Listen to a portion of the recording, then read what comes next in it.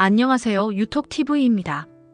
여러분의 소중한 구독과 좋아요는 저희에게 큰 힘이 됩니다. 감사합니다. 이렇게 버텨도 되는 걸까요?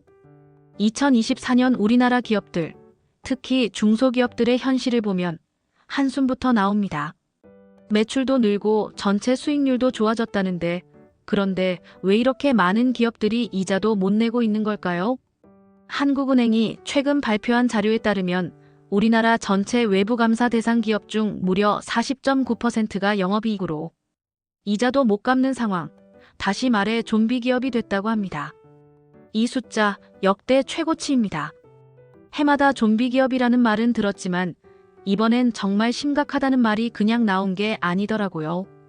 이자도 못 갚는 회사가 이렇게 많다는 건 벌어들이는 돈보다 나가는 돈이 더 많다는 뜻이겠죠. 특히 이자라는 건 당장 갚아야 할 돈이니까요. 적어도 이 정도는 벌어야 살아있다고 할 수 있는데 이 기준에도 못 미치는 기업이 전체의 4할이라니 누가 봐도 비상등이 켜진 겁니다. 물론 통계를 조금 더 들여다보면 이상한 점도 있습니다. 전체 기업의 이자 보상 비율 평균은 오히려 좋아졌다는 거예요. 2023년에 221%였던 게 2024년에는 298.9%까지 올라갔습니다. 이 수치는 평균이니 결국 잘 버는 소수 기업들이 평균을 확 끌어올렸다는 뜻입니다. 다시 말해 잘 나가는 대기업이 분위기를 다 만든 거죠. 밑에 깔린 중소기업들은 거의 피 흘리고 있는데 말입니다. 여기서 중요한 지점 하나. 기업 수로 보면 중소기업이 전체의 83%를 차지합니다. 그런데 이들 대부분은 도소매업, 부동산업, 창고업 같은 비제조업입니다. 이 분야는 지금 침체의 늪에 빠져 있죠.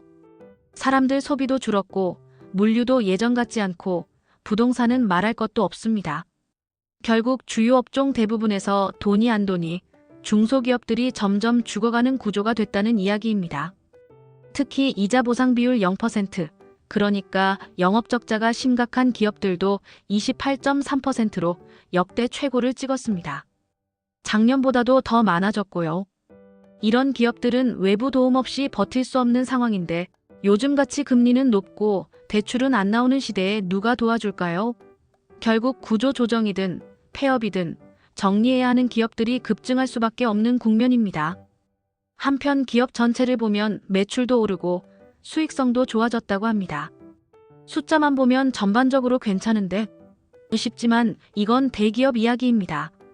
대기업은 영업이익률도 오르고 세전순이익률도 올라서 꽤 건강한 모습을 보였는데요. 중소기업은 오히려 작년보다 떨어졌습니다. 수익률이 줄었다는 건 앞으로도 이자 내기 힘든 좀비 기업이 더 늘 수 있다는 신호입니다. 실제로 대기업은 매출 증가율이 마이너스 2.8%에서 4.4%로 반등했지만 중소기업은 1.4%에서 3.2%로 겨우 소폭 상승하는데 그쳤습니다.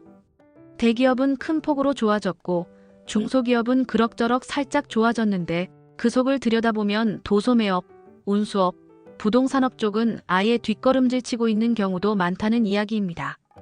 부채 비율은 전체적으로 102%에서 101.9%로 차입금 의존도도 28.7%에서 28.3%로 조금씩 줄었습니다. 이건 좋은 신호일 수 있죠. 하지만 중소기업 입장에선 아예 돈을 더 빌릴 여유가 없다는 말일 수도 있습니다. 즉 상황이 나아져서 줄인 게 아니라 더 빌릴 수도 없고 갚을 능력도 안 되니 그대로 멈춘 상태라는 해석이 가능해요. 결국 지금의 구조는 강한 자만 살아남는 시장이라는 말로 정리할 수 있습니다. 돈 잘 버는 대기업은 더 성장하고 잘 안 되는 중소기업은 더 위태로워지는 그림이죠. 전체 통계는 좋아 보여도 그 속에서 대다수의 중소기업은 점점 바닥으로 떨어지고 있다는 사실을 우리는 절대 놓치면 안 됩니다.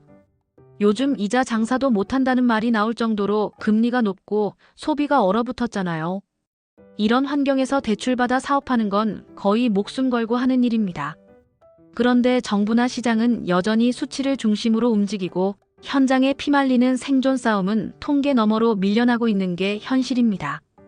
이런 구조 속에서 과연 몇 년 뒤에도 우리나라 기업의 80% 이상을 차지하는 중소기업들이 살아남을 수 있을까요?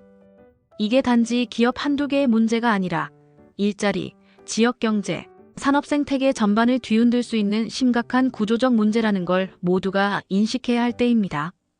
우리 사회가 진짜로 살아남기 위해서는 잘 되는 몇몇 대기업의 성적표만으로 박수칠 일이 아니라 기초 체력이 무너지고 있는 중소기업들의 고통을 제대로 보고 듣는 일부터 시작해야 합니다. 그게 진짜 경제 살리기의 출발입니다.